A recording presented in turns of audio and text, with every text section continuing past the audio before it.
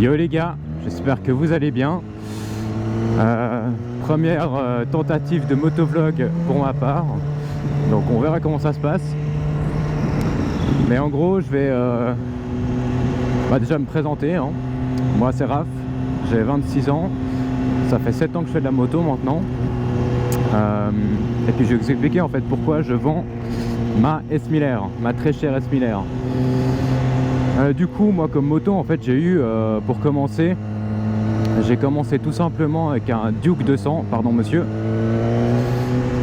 et moto que j'ai gardé pendant un an, qu'ensuite revendu à mon frère. Suite à ça j'ai pris un GSXR 600 K6, vraiment magnifique cette moto, que j'ai gardé 3 ans, donc un an bridé et ensuite que j'ai fait débrider, que j'ai gardé 2 ans. Et ensuite, en 2019, j'ai acheté cette S1000R. Donc à l'époque, elle avait 3000 kills quand j'ai acheté, maintenant on est à 23.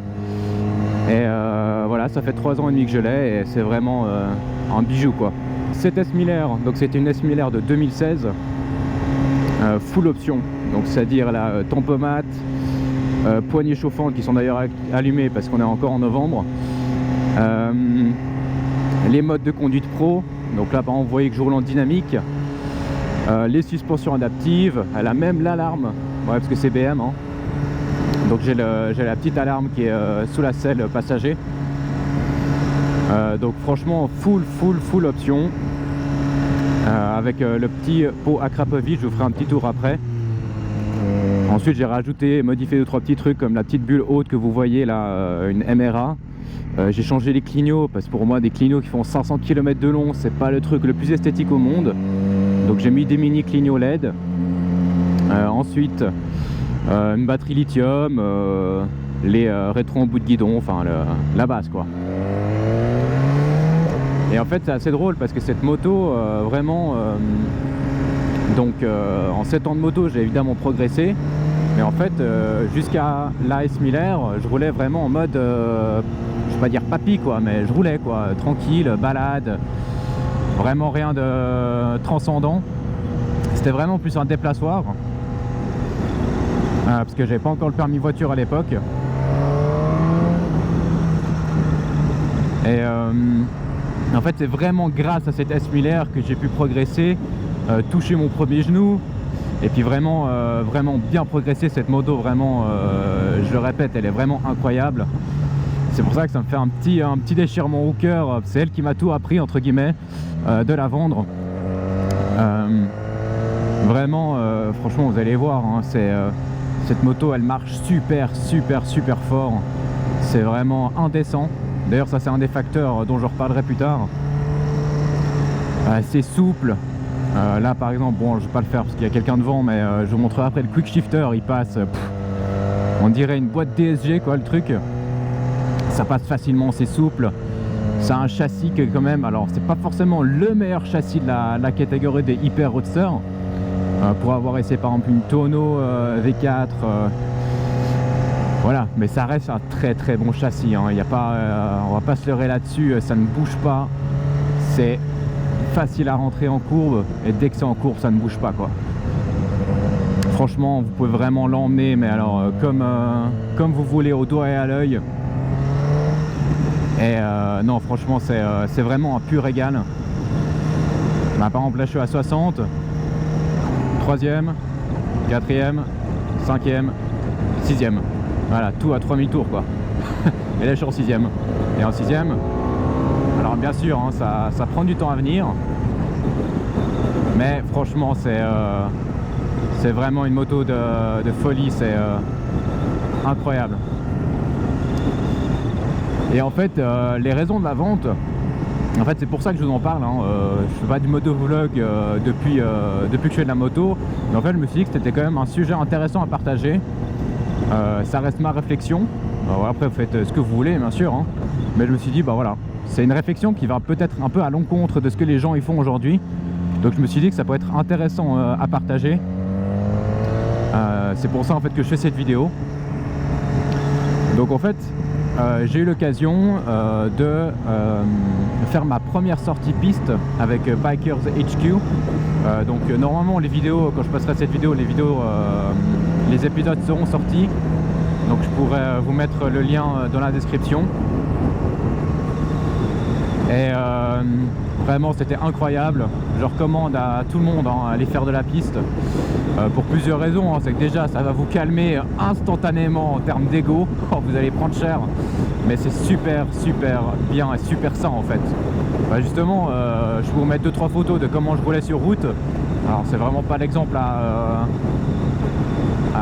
faire, mais voilà, je me suis dit ouais vas-y je roule fort sur route et tout, c'est bon, j'ai tout déchiré sur circuit. Et ben en fait mec, t'es nul à chier quoi.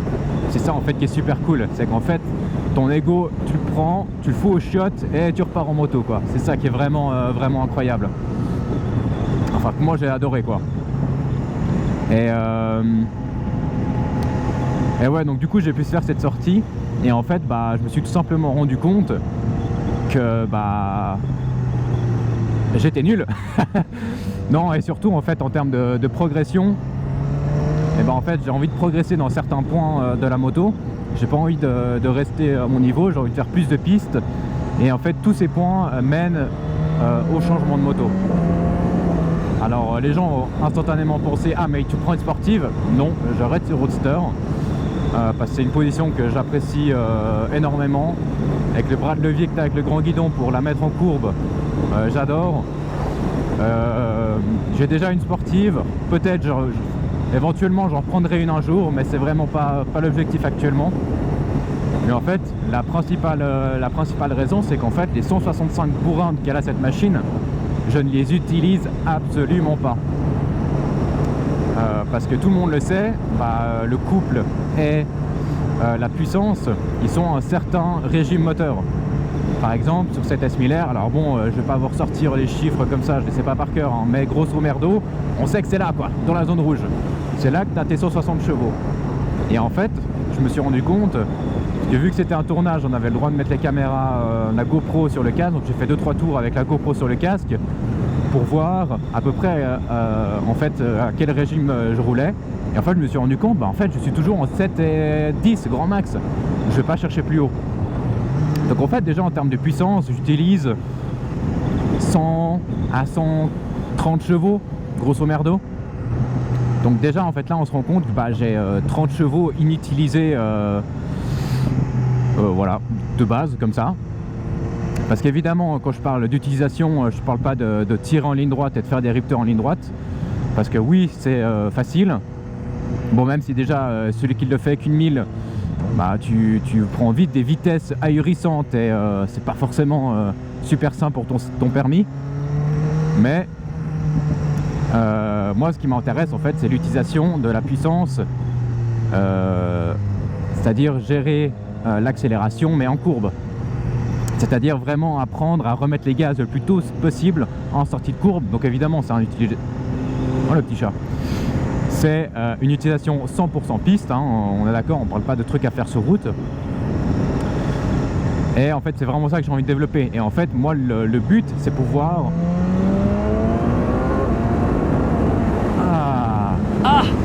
C'est pouvoir justement utiliser le 100% du potentiel d'une moto en sortie de courbe.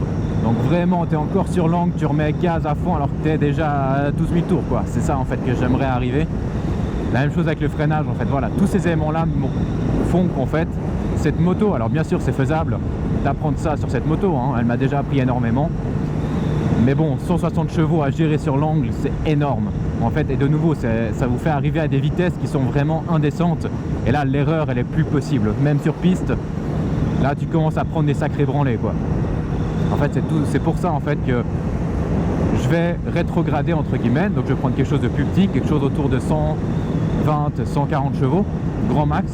Alors, je sais exactement le modèle, hein, mais je vous tease pour l'instant. Et voilà, c'est ça l'idée, en fait. Donc en fait ça peut te paraître contre-intuitif, mais justement moi ma vision des choses c'est qu'en fait j'aimerais utiliser le 100% du potentiel de ma moto, et pour ça il faut rétrograder en moteur. Et en fait ce qui m'apporte aussi énormément, c'est qu'en fait, bah, je vais gagner évidemment en légèreté. En termes de mobilité de la moto, donc en fait, ce sera encore une moto qui sera beaucoup plus facile à inscrire. Je vais aussi avoir des vitesses de passage en courbe qui seront plus élevées par rapport à celle-là, en fonction des circuits, on est bien évidemment d'accord. Mais dans l'idée, c'est à peu près ça. Et en fait, tout ça fait que je me dis que pour apprendre, il faut des fois prendre 1 ou 2 pas de recul. Et c'est vraiment pas une mauvaise chose. C'est vrai qu'à premier abord, j'étais assez... de nouveau, une question d'ego. Tu dis, non mais mec, je roule en 1000, j'ai 160 chevaux, franchement, j'arrive à la rouler. Non, c'est pas ça la question. Et en fait, ça, des fois, l'ego, faut le foutre un peu de côté et vraiment réfléchir en termes techniques, en termes pratiques. Qu'est-ce que j'en fais réellement de cette moto? Et justement, là, l'autre point aussi qui vient en compte, c'est que sur route... Putain. Sur route, bah, c'est inutilisable. Là, je suis en deuxième. Voilà. Et j'étais à 50% d'accélération, quoi. Donc, c'est vraiment inutilisable.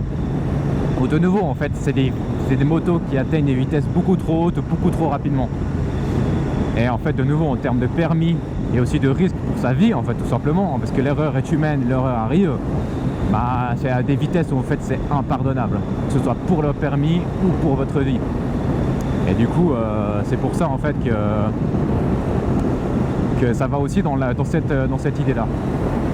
Et ensuite, l'autre point aussi qui est important à mentionner, c'est qu'en fait justement, avec cette moto, en fait, j'ai fait régler mes suspensions, chose que j'ai jamais fait avant de ma vie.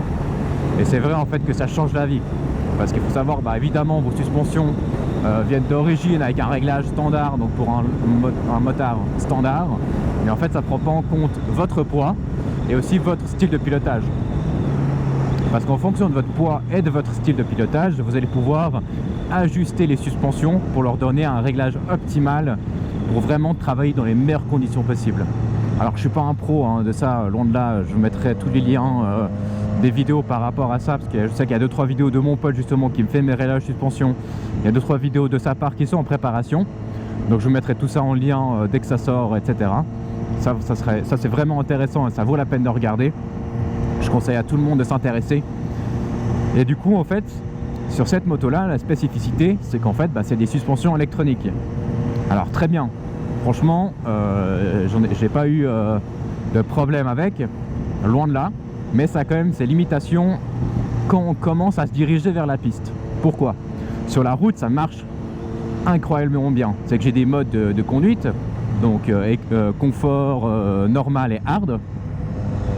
Donc avec le petit bouton ici, là. Et en fait, ça me permet de dire, bah voilà, les suspensions vont être plus molles et réagir d'une certaine façon. Donc ça s'adapte à la route en fonction de comment je roule, de l'angle que j'ai, nanani, nanana. Donc c'est super développé, ça marche bien leur truc. Ça, il faut pas cracher sur BM, ça marche bien. Mais, de nouveau, la limitation du système est là où en fait, vous cherchez à avoir une constance. Une constance? Ouais, je crois que ça se dit. Enfin, être constant, quoi. Avec ça réagisse tout le temps la même chose. En fait, les suspensions électroniques, alors de nouveau, je suis pas ingénieur BM, donc peut-être que j'ai des énormes conneries, ça c'est possible. Mais en fait... comme je vous ai dit, elles vont s'adapter toutes les millisecondes par rapport à différents capteurs qu'il y a sur la moto. Mais du coup, si elles s'adaptent, en fait, dans un virage par rapport à une information qu'elle a, elle va réagir d'une façon, elle va être plus ferme ou moins ferme, ou faire ci ou faire ça. Et dans le même virage, peut-être parce que ces capteurs ont d'autres valeurs, elle va réagir différemment.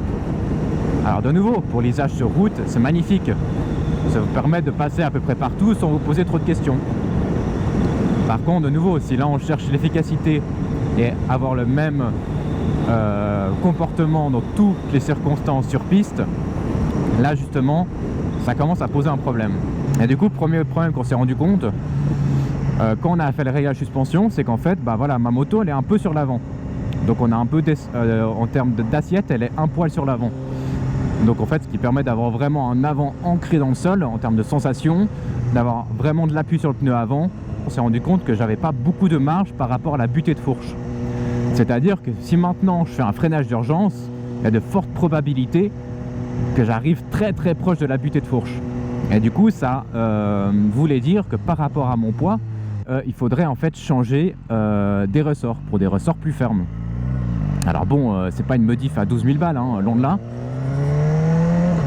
Mais c'est une modif en fait, alors qui est quand même assez onéreuse. Et surtout en fait, de nouveau, vu qu'elle a ce système électronique, on ne sait pas comment ça va réagir. Est-ce que voilà, est-ce que le système permet de faire un changement de ressort? Je sais pas. Et en fait, ça s'est rajouté à la liste des éléments que je vous ai cités tout à l'heure pour me dire en fait, gros, te lance pas là-dedans. Voilà, c'est possiblement de l'argent foutu à la fenêtre pour pas obtenir le résultat que tu souhaites. Donc, franchement, je sais pas si ça vaut la peine de se lancer là-dedans, quoi. Et du coup, en fait, avec tout ça mis bout à bout, bah voilà, c'est que ça m'a fait vraiment réfléchir sur cette moto. Est-ce que je devais la garder ou pas? Et voilà, j'ai décidé de m'en séparer. D'ailleurs, là, je pars en terre fribourgeoise pour m'en séparer justement. Mais voilà. Ok, on va se foutre là.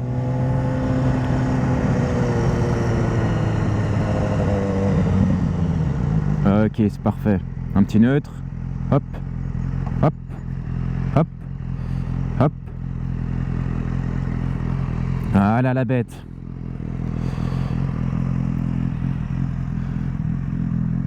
Ah, elle est quand même incroyable, hein, cette moto. Il n'y a rien à dire. Elle est quand même super belle. Comme ça, c'est vraiment... Ah, moi, le seul souci que j'avais avec cette BM, c'était cet avant un peu bas. Ça fait un peu Z1000, Z900. Je suis pas super fan. C'est pour ça justement que j'ai mis la bulle MRA pour remonter un peu le tout. Puis de nouveau, en fait, les rétros en bout de guidon comme ça vers le bas, ça fait, je trouve, super agressif. Le petit échappement Akrapovic Shorty avec la valve qui est évidemment que j'ai pas modifié, on est bien d'accord.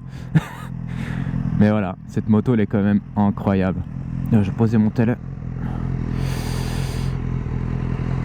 Mais ouais, franchement une moto de ouf. Allez, on est reparti. Par rapport à ma nouvelle moto, donc en prenant toutes les conditions que je vous ai mis 10 avant, c'est-à-dire des suspensions non électroniques, mais des bonnes suspensions quand même réglables. Parce que de nouveau, pour moi, le fait de faire un réglage suspension est très important. Maintenant que j'ai découvert le bonheur du pilotage que ça apporte. Ensuite, en termes de chevaux, eh ben, on est 110 et 140 chevaux pour être large, pour donner une fourchette. Ensuite, un très bon châssis. D'ailleurs, je pense que c'est le meilleur châssis de sa catégorie, donc des roadsters mid-size. Et avec tout ça, je pense que vous avez trouvé la moto. Si vous connaissez un peu cette catégorie-là, je pense que c'est pas compliqué à trouver la prochaine moto que je vais me prendre.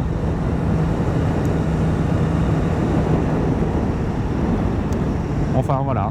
Je vous laisse là maintenant avec ces magnifiques paysages qu'on a chez nous en Suisse. Quand même, c'est incroyable. Salut copains. Et on se retrouve. Je vais vous retrouver moi dans très longtemps, mais vous, ça sera dans pas longtemps. Sur les vidéos de la préparation de ma nouvelle moto, la présentation de ma nouvelle moto. Voilà, toutes ces vidéos là, je vais essayer de les sortir, faire un truc quali. Allez, à la prochaine. Ciao.